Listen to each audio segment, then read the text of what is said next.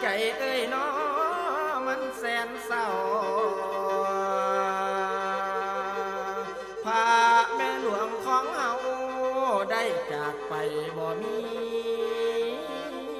ตาเมื่อคนไทยได้ทราบข่าวมันรถจีบปวดร้าวน้ำตาย้อย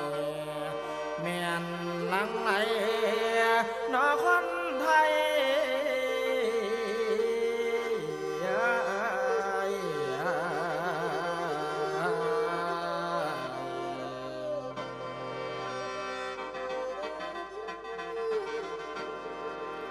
ละไทยเอ้ยน้อจังว่าไทยเฮาสนบารมีของคุณแม่มาแต่กับพ่อพุ่นพาสร้างก็แปลงบ่ว่าท่วมมาแรงดินไงดอกเป็นผง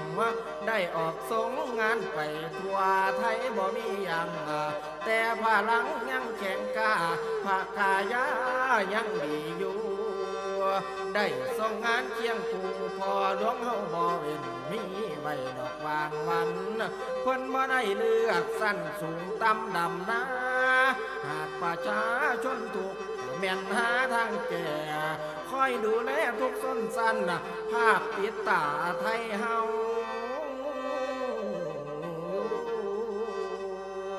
บ่ว่าดงว่าผู้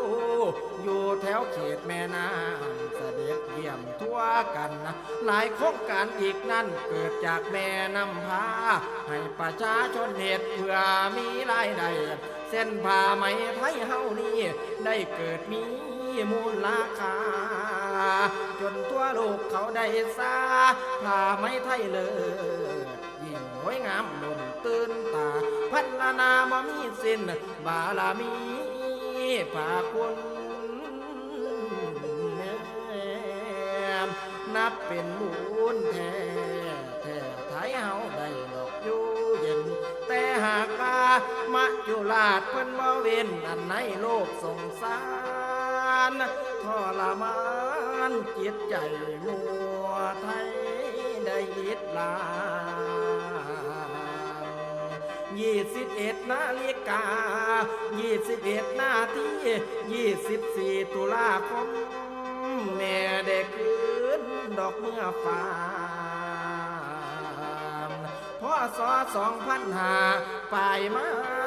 68แพทย์พยายามรักษาคอยดูแลพระอาการบ่อาจคืนดอกมาได้ลมละนอผู้ใส่ต้นกกใหญ่ใบหน้าบารมีปกคุมทั่วไทยดอกเขานี้ได้แต่โศกีให้น้ำตาไหลดอกย้อยดอกย้อย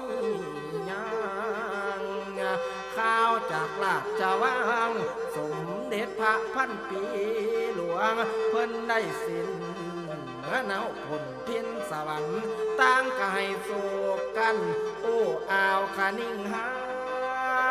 ย้อนบาลามีพระแม่หลวงได้ทำใบให้คนิ่งถึงทานแม่หลวงเฮา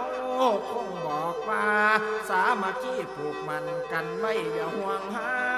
เดี๋ยวลงมาจากฟ้าสิเบิดห่วงไทยเฮา